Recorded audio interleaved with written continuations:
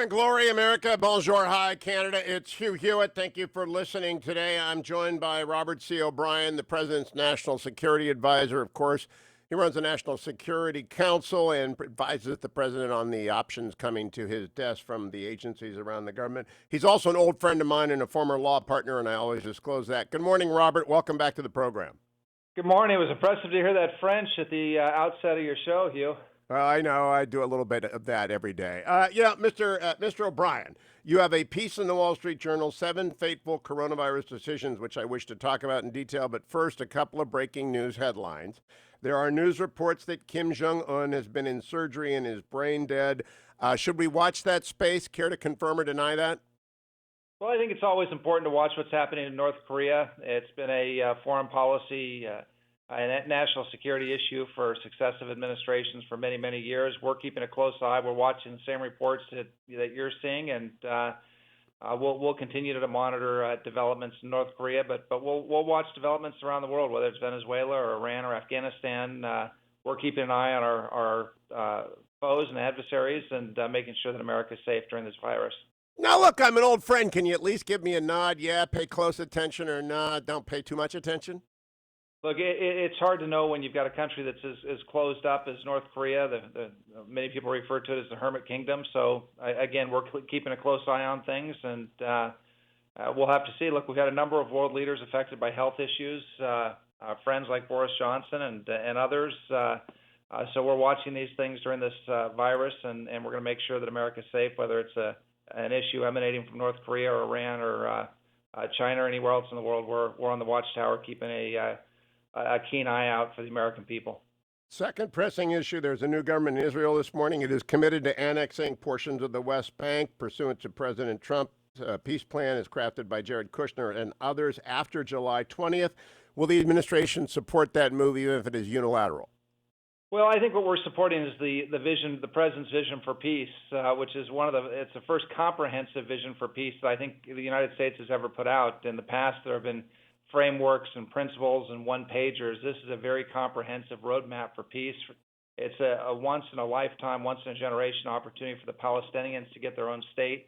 The president calls for a two-state solution. So we're supporting the peace plan. We're going to be engaging with the new Israeli government. We're glad to see that there's another government there. And congratulations to my friend Prime Minister Netanyahu on retaining his position, at least for the next 18 months. And we'll work very closely with the Israelis. It was courageous for General Gantz as well to join in that coalition government. So we think now that Israel has a fully formed, stable coalition government, the chances for peace have gone up. So we welcome that as a positive development.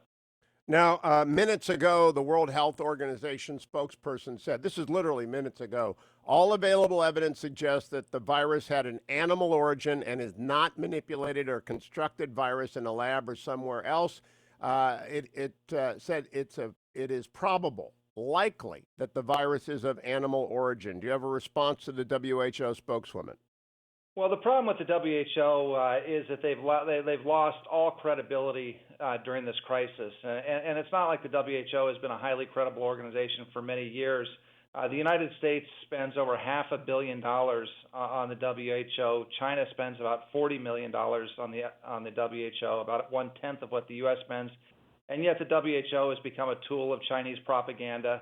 And you'll recall back on January 14th, the WHO assured us that there was no human-to-human transmission of this virus well into the public health crisis in China. That turned out to be utterly false.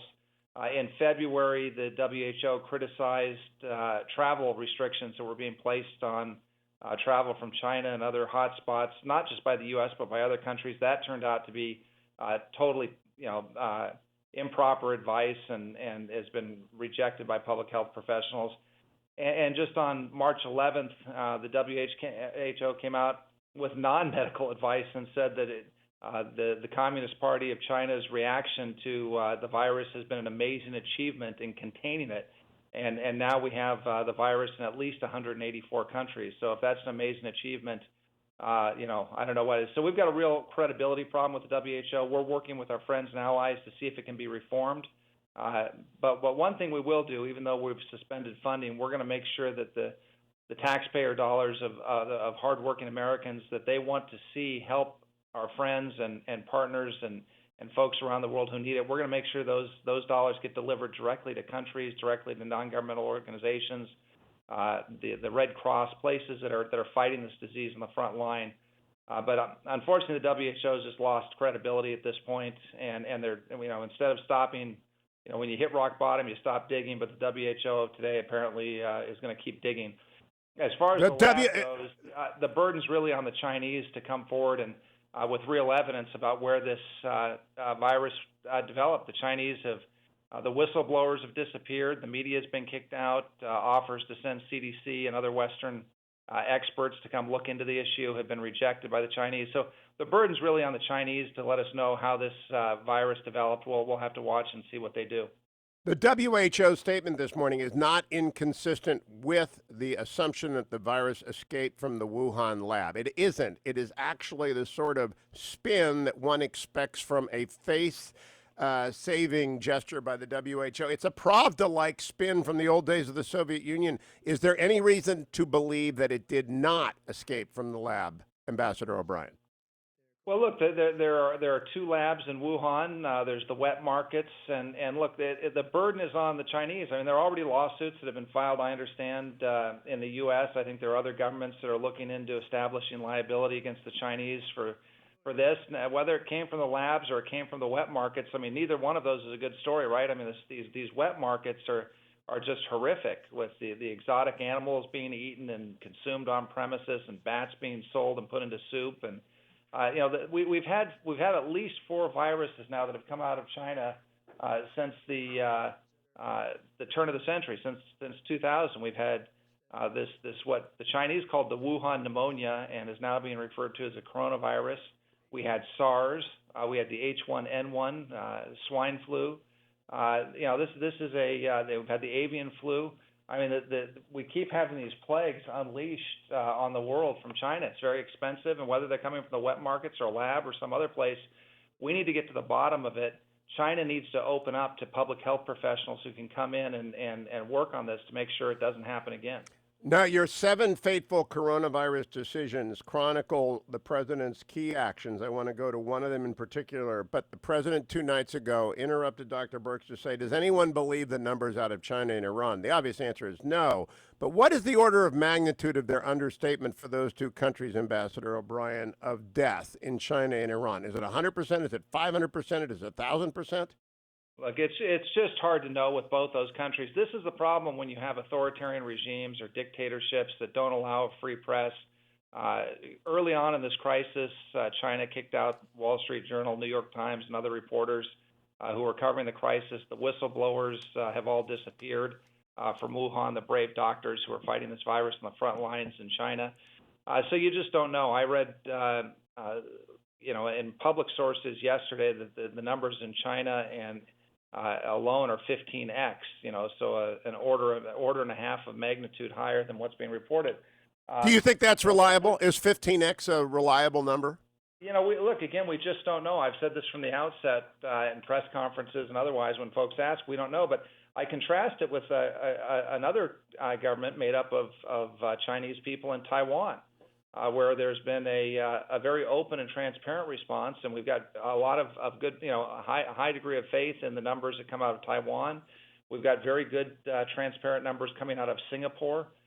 So if you contrast China to other Asian countries that have a free press and that are committed to transparency, there's just a big difference. So it's hard to know. We just can't say what's actually happening in China. Let's get to your Wall Street Journal editorial, 7 fateful coronavirus decisions. I have pushed it up. People need to read it. I want to focus on the president's travel restriction order of January 31st. And the next day, Joe Biden criticizing the president's xenophobia and fear-mongering. Is there any doubt in your mind, was there any doubt among the coronavirus task force and everyone in the White House that xenophobic comment, that fear-mongering comment was directed at the president's order? Well, it clearly was, and I think the same day or a day after Nancy Pelosi, the Speaker of the House, came out with a bill saying ban the bans to try and stop the president from being able to exercise his executive authority to protect the American people. But the point here is I don't want to bash the Democrats on this. I mean, everyone's, we hope everybody's acting in good faith. They're great Americans, Democrat governors who are fighting this on the front line. What I was pointing out is that these decisions took courage. I mean, we knew that the travel ban was going to create economic disruption and displacement for the American people. That was going to be hard for the president to do, but at every turn, he put people first and put American health first. And I think other politicians should do the same and not question the president's motives. I think every American should read 7 fateful coronavirus decisions in the Wall Street Journal this morning. Ambassador O'Brien, great to speak with you as always.